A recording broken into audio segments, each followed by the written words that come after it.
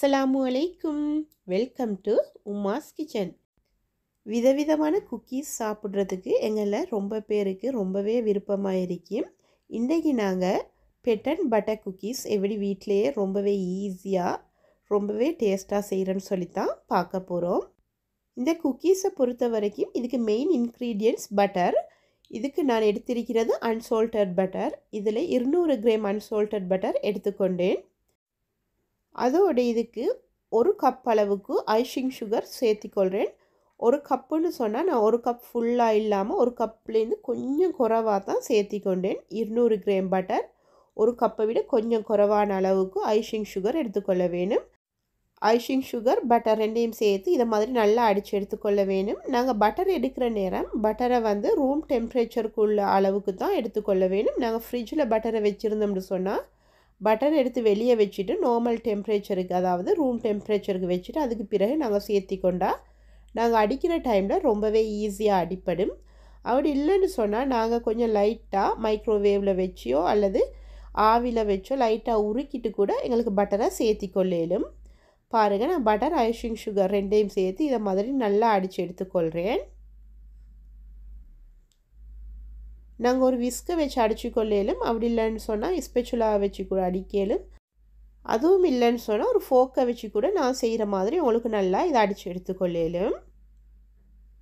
பாருங்கள், நான் ரெண்டையும் நல்லா மிக்ஸ் பண்ணி எடுத்துக்கொண்டேன். பட்டரும் எந்த கட்டியும் இல்லை, ஐசிங் சுகரும் நல்லா ரெண்டும் ஒன்று சேர்ந்து நல்லா மிக்ஸ் ஆகி அடிபட்டிருக்குது.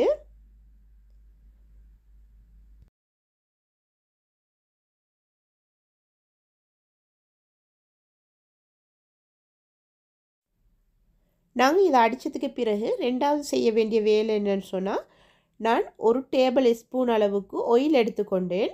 இதுக்கு நாங்கள் வெஜிடபிள் ஆயில் அல்லது சன்ஃப்ளவர் ஆயில் கூட எடுத்துக்கொள்ளலும், இல்லைனா தேங்காய் எண்ணெய் கூட எடுத்துக்கொள்ளலும். அதை எடுத்ததுக்கு பிறகு ஒரு 1.5 தேக்கரண்டிக்கு தண்ணி சேர்த்திக்கொண்டேன். தண்ணியும் சேர்த்துட்டு 1 டேபிள் ஸ்பூன் அளவுக்கு பேக்கிங் பவுடர் சேர்த்திக்கொண்டேன். 3ஐயும் சேர்த்து இதை மாதிரி ஒரு கரண்டியால் நல்லா அடிச்சு விட்டு எடுத்துக்கொள்ள வேணும். பேக்கிங் பவுடர் எந்த விதமான கட்டியும் இல்லாமல் பார்த்துக்கொள்ள வேணும். இதெல்லாம் சேர்த்து அடித்ததுக்கு பிறகு பாருங்கள், நல்லா அடிப்பட்டு இது ஒரு நுரை மாதிரி வந்திருக்குது. நாங்கள் முட்டையை அடித்தா எப்படி இருக்குமோ அதே மாதிரி அடிபட்டு வந்திருக்குது. இப்போ பாருங்கள், நாங்கள் அடிச்செடுத்த இந்த கலவையை எங்களோட பட்டரோடையும் ஐசிங் சுகரோடையும் சேர்த்திக்கொள்ள வேணும்.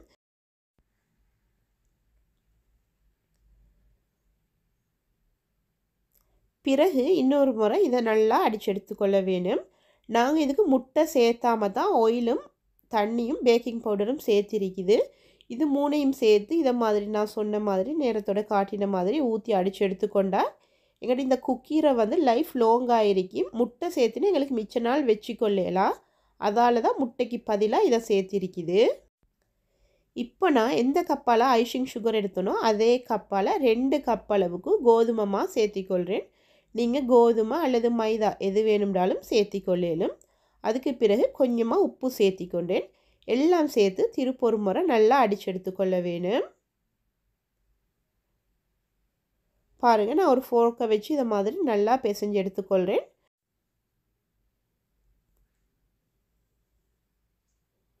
நான் ஃபோர்க்கால் இதை மாதிரி எல்லாம் நல்லா பிசைஞ்சு எடுத்துக்கொண்டதுக்கு பிறகு கையை யூஸ் பண்ணி நல்லா பிசைஞ்சு எடுத்துக்கொள்வேன் இந்த மாவை.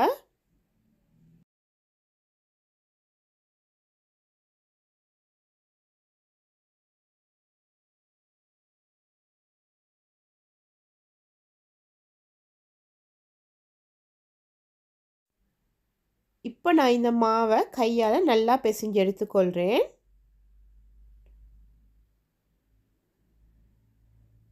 இந்த மாவை பிசைகிற நேரத்துக்கு நாங்கள் தண்ணி ஊற்றக்கூடாது. தண்ணி இல்லாமல் பட்டரால் தான் பிசைஞ்சு எடுத்துக்கொள்ள வேணும். நாங்கள் ஆல்ரெடி 200 கிராம் பட்டர் சேர்த்திருக்கிறோம். இந்த மாவெல்லாம் பிசைஞ்சு முடிஞ்சதுக்கு பிறகு கொஞ்சம் இருக்க மாதிரி, அப்படி இல்லைன்னு சொன்னால் பட்டர் போதாத மாதிரி ஃபீல் ஆகிச்சுன்னு சொன்னால் எங்களுக்கு இன்னும் கொஞ்சம் எக்ஸ்ட்ராவாக பட்டர் சேர்த்திக்கொள்ளலும். பாருங்கள், நான் இந்த மாவை நல்லா பதத்துக்கு பிசைஞ்சு எடுத்துக்கொண்டேன்.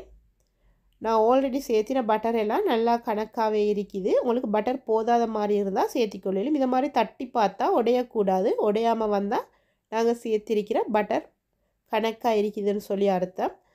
நாங்கள் இதை மாதிரி தட்டுற டைமில் உடஞ்சி வந்தோன்னு சொன்னால் பட்டர் போதான்னு சொல்லி அர்த்தம். ஸோ பட்டர் போதாத மாதிரி இருந்தால் நீங்கள் ரூம் டெம்பரேச்சருக்குள்ள பட்டரை அல்லது கொஞ்சம் லைட்டாக மெல்ட் பண்ணி விட்ட பட்டரை கொஞ்சம் லைட்டாக சேர்த்து நல்லா பிசைஞ்சு எடுத்துக்கொள்ளுங்க.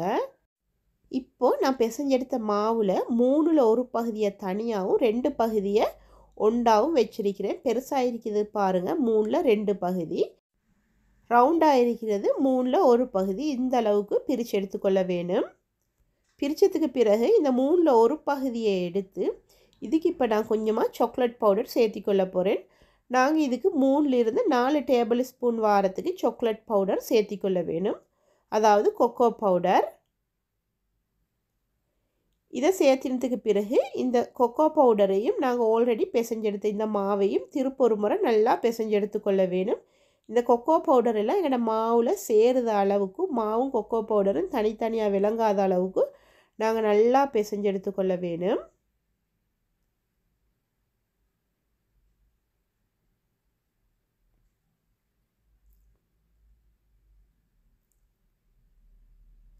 பாருங்கள், இதை நான் நல்லா பிசைஞ்சு எடுத்துக்கொண்டேன். இதை பிசைகிற டைமில் எங்களுக்கு இந்த பட்டர் போதாத மாதிரி இருந்தால் நீங்கள் லைட்டாக கொஞ்சம் பட்டரை சேர்த்திக்கொள்ளுங்க.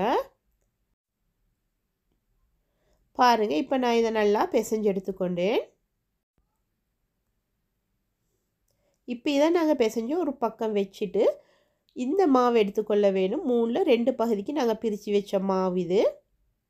பாருங்கள், நாங்கள் இந்த மாவை இப்போ பிசைஞ்சு எடுத்துக்கொள்ள வேணும். இதை பிசைகிறதுக்கு நாங்கள் கையை கொஞ்சம் நல்லா கழுவிட்டு தான் பிசைஞ்சு எடுத்துக்கொள்ள வேணும். ஏன்ட்டு சொன்னால் ஆல்ரெடி நாங்கள் சாக்லேட் மிக்ஸ் பண்ணியிருக்கிறோம். அதில் உள்ள சாக்லேட் எல்லாம் எங்களோட கையிலேருந்து இந்த மாவில் ஒட்டி கலர் மாறிடும். இப்போ நான் இதுக்கு 1 டேபிள் ஸ்பூனுக்கு கோர்ன் ஸ்ட்ரெச் சேர்த்தி கொண்டேன். அதோட வெனிலா எசன்ஸ் அல்லது உங்களுக்கு வேறு ஏதாவது விருப்பமான எசன்ஸ் இருந்தால் கூட வாசனைக்காக சேர்த்தி கொள்ளலும். அதை சேர்த்து இப்போ இதை நல்லா திருப்பொரு முறை பிசைஞ்சு எடுத்துக்கொள்கிறேன். இதையும் நல்லா பிசைஞ்சு எடுத்துக்கொள்ள வேணும்.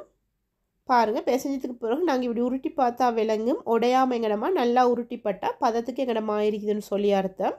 இப்போ நான் இதை இதை மாதிரி உருட்டி இதை சின்ன சின்ன துண்டுகளாக கட் பண்ணி எடுத்துக்கொள்ள போகிறேன். பாருங்கள், இதை மாதிரி ஒரு செவ்வக வடிவுக்கு தட்டி எடுத்துக்கொள்கிறேன்.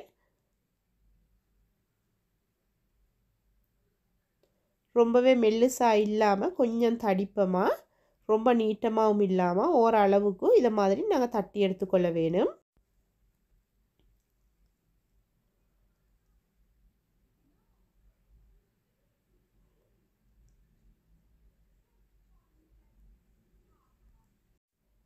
இப்போ நான் இதை சரிசமமான துண்டுகளாக வெட்டி எடுத்துக்கொள்ள போகிறேன். நாங்கள் அளந்து வெட்டலை, அன்னளவாக தான் வெட்டி எடுத்துக்கொள்கிறோம். அதால் கொஞ்சம் கூட குறைய இருக்கும். நான் இதை 7 துண்டுகளாக வெட்டி எடுத்துக்கொண்டேன்.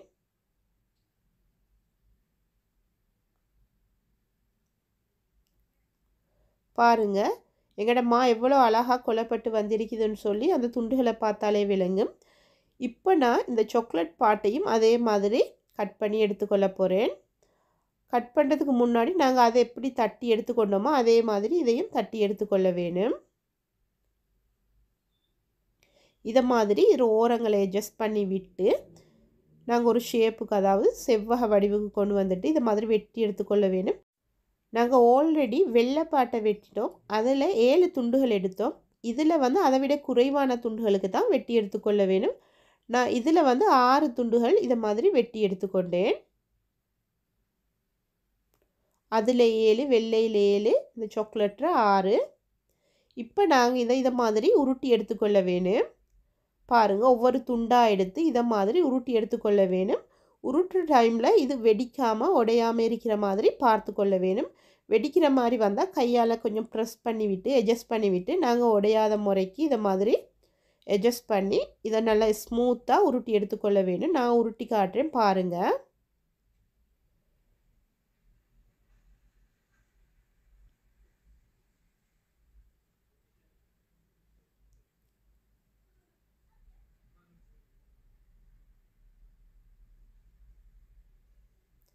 பாருங்கள், இதை மாதிரி தான் நாங்கள் எல்லாத்தையும் உருட்டி எடுத்துக்கொள்ள வேணும். இதை மாதிரி நான் வெள்ளையில் எல்லாத்தையும் உருட்டி எடுத்துக்கொள்கிறேன். நாங்கள் இந்த மாவை உருட்டுற டைமில் கையில் ஒட்டுத மாதிரி இருந்தால் கொஞ்சம் லைட்டாக எண்ணெயை தடவிக்கொண்டு எங்களுக்கு உருட்டி எடுத்துக்கொள்ளலும். பாருங்கள், இதெல்லாம் ஓரளவுக்கு ஒரே நீளத்துக்கு நான் உருட்டி எடுத்துக்கொண்டேன். இதே மாதிரி இந்த வெள்ளையையும் சாக்லேட் ரெண்டையும் இதை மாதிரி உருட்டி எடுத்துக்கொள்ள வேணும். இப்போ பாருங்கள், இந்த வெள்ளையில் உருட்டி எடுத்ததை நாங்கள் அடியில் வச்சு கொஞ்சம் லைட்டாக கையால் இதை மாதிரி நான் ப்ரெஸ் பண்ண மாதிரி ப்ரெஸ் பண்ணி விட வேணும். பண்ணி விட்டுட்டு அதுக்கு மேலால் நாங்கள் உருட்டின சாக்லேட் பாட்டை எடுத்து இதை மாதிரி வச்சு அதையும் இதை மாதிரி தட்டி எடுத்துக்கொள்ள வேணும். இதை மாதிரி நாங்கள் எல்லாத்தையும் உருட்டி ஒன்றுக்கு மேலால் ஒன்று வச்சு கையால் இதை மாதிரி ப்ரெஸ் பண்ணி தட்டி விட்டு எடுத்துக்கொள்ள வேணும். நாங்கள் தட்டுற டைம்லேயோ ப்ரெஸ் பண்ணுற டைம்லேயோ எல்லாம் வந்து ஒரே ஷேப்புக்கு ஒரே அளவாக இருக்கணும்னு சொல்லி தேவையில்லை. ஒன்று அங்காளிங்கெல்லாம் அப்படி இப்படி வரும் தான், அதுக்கு பிரச்சனை இல்லை. இது நாங்கள் ஒரு பெட்டனை க்ரியேட் பண்ணதுக்காகத்தான் இப்படி ஒன்றுக்கு மேலால் ஒன்று வச்சு தட்டி எடுத்துக்கொள்கிறோம். அதால் இது ஒரே மாதிரி இல்லாமல் கொஞ்சம் அங்குக்கு இங்குக்கு இருந்தால் தான் எங்களுக்கு நல்ல ஒரு பெட்டன் வரும்.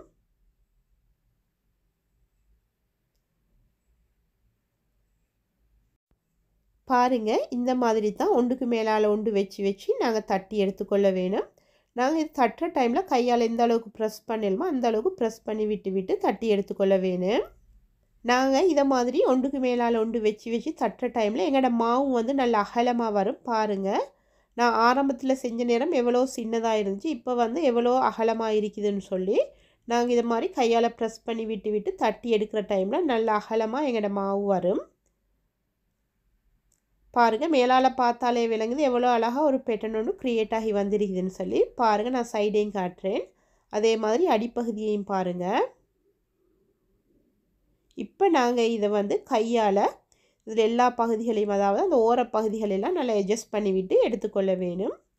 இப்போ நான் இதை வந்து ஒரு ஃபாயில் பேப்பரில் போட்டு சுற்றி ஃப்ரிட்ஜில் வச்சுக்கொள்ள போகிறேன். நாங்கள் ஃப்ரிட்ஜில் வச்சுட்டு தான் இதை கட் பண்ணி எடுத்துக்கொள்ள வேணும். அதுக்காக வேண்டி ஃபாயில் பேப்பர் ஒரு துண்டு எடுத்து அதில் கொஞ்சம் லைட்டாக எண்ணெயை தடவிட்டு நாங்கள் தட்டி வச்ச இந்த மாவை இதுக்கு மேலால் இது மாதிரி போட்டுக்கொள்ள வேணும். பாருங்கள், போட்டுட்டு இதை எங்களுக்கு வேணும்னு சொன்னால் இன்னும் அட்ஜஸ்ட் பண்ணி விட்டு கொள்ளலும் இதில் ஓரங்கள் எல்லாம். பாருங்கள், நான் எப்படி அட்ஜஸ்ட் பண்ணுறேன்னு சொல்லி இதை மாதிரி.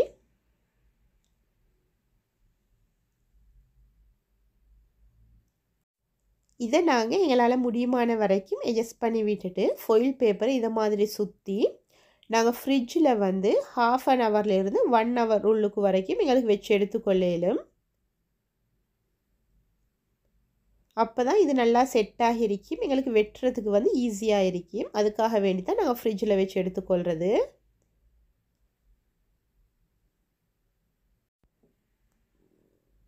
பாருங்கள், நான் ஃபாயில் பேப்பரில் இதை சுற்றினதுக்கு பிறகும் இந்த ஓரங்களை கொஞ்சம் ஷேப் பண்ணி எடுத்துக்கொள்கிறேன். இப்போ நான் இதை ஃப்ரிட்ஜில் வச்சு எடுத்துக்கொள்ள போகிறேன். பாருங்கள், நான் 1/2 ஹவர் ஃப்ரிட்ஜில் வச்சு எடுத்துக்கொண்டேன். இந்த மாவு வந்து நல்லா செட்டாகி இருக்குது. இப்போ நாங்கள் இதை துண்டுகளாக வெட்டி எடுத்துக்கொள்ள வேணும். நாங்கள் துண்டுகள் வெட்டுற டைம்லேயும் எல்லா துண்டுகளும் ஒரே அளவுக்கு ஒரே சமமாக இருக்கிற மாதிரி வெட்டி எடுத்துக்கொள்ள வேணும். இது நாங்கள் வெட்டுற டைமில் ரூலர் வச்செல்லாம் அளந்து வெட்ட போகிற இல்லை. நாங்கள் இதை வெட்டுற டைம்லேயே எங்களுக்கு விளங்கும் ஒரு அண்ணளவாக எல்லாம் ஒரே சைஸுக்கு எங்களுக்கு வெட்டி எடுத்துக்கொள்ளலும். பாருங்கள், நான் வெட்டி காட்டுறேன் இந்த பெட்டன் எல்லாம் எவ்வளோ அழகாக க்ரியேட் ஆகி வந்திருக்குதுன்னு சொல்லி. பார்க்குறதுக்கு ரொம்பவே அழகாக இருக்குது, அதே நேரம் சாப்பிட்றதுக்கும் டேஸ்ட் வந்து ரொம்பவே நல்லா இருக்கும். இது நாங்கள் பட்டர் வச்சு செஞ்சுக்கிறதால டேஸ்ட் வந்து அல்டிமேட்டாக இருக்கும்.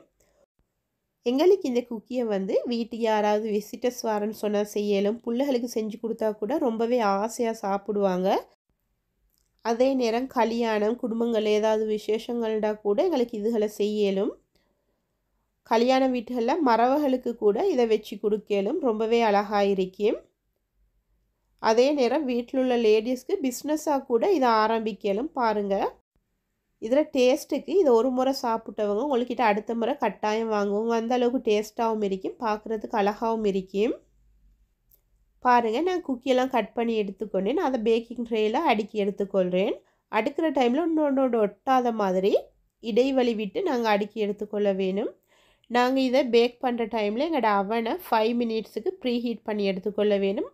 ப்ரீ ஹீட் பண்ணினதுக்கு பிறகு நாங்கள் இதை 180 டிகிரியில் வச்சு ஒரு 12லிருந்து 15 நிமிஷத்துக்கு பேக் பண்ணி எடுத்துக்கொள்ள வேணும். அதை விட அதிகமாக வச்சேன்னு சொன்னால் எங்களோட குக்கி வந்து தீஞ்சிரும், அதே நேரம் வெடிக்கவும் ஸ்டார்ட் ஆகிரும். பாருங்கள், நான் இதை பேக் பண்ணி எடுத்துக்கொண்டேன். எங்களோட குக்கீஸ் வந்து ரொம்பவே சூப்பராக பேக் ஆகி வந்துருக்குது. பாருங்கள், கலர் மாறாமல் தீயாமல் வெடிக்காமல் அழகாக வந்திருக்குது. நாங்கள் இந்த அளவுக்கு இதை பேக் பண்ணி எடுத்துக்கொள்ள வேணும். நாங்கள் இதை 12லேருந்து 15 நிமிஷத்துக்கு தான் வேக வச்சு எடுத்துக்கொள்ள வேணும். நீங்கள் அதிகமாக வச்சுட்டங்கன்னு சொன்னால் குக்கீரை கலரும் மாறிடும். 12லேருந்து 15 நிமிஷத்துள்ளுக்குள்ளால் வந்து நாங்கள் மிக முக்கியமாக கவனிக்க வேண்டியது என்னன்னு சொன்னால் எங்களோட குக்கி வந்து கலர் மாறாமல் இருக்கும். அதே நேரம் கொஞ்சம் லைட்டாக கையால் தொட்டு பார்த்தா கூட அது வேகாத மாதிரி தான் இருக்கும். அதை பார்த்துட்டு நாங்கள் குக்கி வெந்தில்லைன்னு சொல்லி உள்ளுக்குள்ளே வச்சிடக்கூடாது. அதை எடுத்து வெளியே வச்சு ஆற வச்சு எடுத்ததுக்கு பிறகு குக்கியெல்லாம் நல்லா செட் ஆகி வந்துடும்.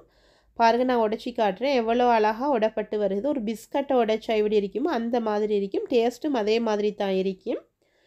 லேடிஸ் வந்து பிஸ்னஸ்க்கு ஐடியா இருந்தால் கூட நீங்கள் இதை வந்து ஒரு பிஸ்னஸாக ஆரம்பிக்கலும். உங்களுக்கு ரொம்பவே லாபம் தரக்கூடிய ஒரு பிஸ்னஸாக இது இருக்கும். நீங்கள் இந்த குக்கி செய்கிறதுக்கு தேவையான பொருள்கள் வாங்குறதுக்குரிய செலவுகள் போக உங்களோட டைம், அதே நேரம் உங்களோட லாபம் எல்லாம் கல்குலேட் பண்ணி பார்த்து உங்களுக்கு ஒரு ப்ரைஸை வச்சு விற்று உங்களுக்கு இதால் ஆதாயம் எடுத்துக்கொள்ளலும். இதை மாதிரி ஒரு கண்டெய்னரில் போட்டு ஒரு குறிப்பிட்ட அளவுக்கு, அதாவது ஒரு குறிப்பிட்ட எண்ணிக்கை உள்ளுக்குள்ளால் போட்டு அதுக்குரிய ஒரு ப்ரைஸை செட் பண்ணி உங்களுக்கு விற்று எடுத்துக்கொள்ளலும். உங்களுக்கு உங்களோட பேக்கிங்கை வந்து இதை விட அழகாக அட்ராக்டிவாக கூட செஞ்சு எடுத்துக்கொள்ளலும். நாங்கள் வீட்டில் இதை வந்து 2 வீக்ஸ்லேருந்து 3 வீக்ஸ் வரைக்கும் கூட ஸ்டோர் பண்ணி வச்சுக்கொள்ளலும். உங்களுக்கு இந்த வீடியோ யூஸ்ஃபுல்லாக இருந்தால் மறக்காமல் இந்த சேனலுக்கு லைக் பண்ணி சப்ஸ்கிரைப் பண்ணிக்கொள்ளுங்க. இன்ஷா அல்லாஹ் இதே போல் இன்னொரு வீடியோவில் சந்திக்கலாம். அது வரைக்கும் அஸ்ஸலாமு அலைக்கும்.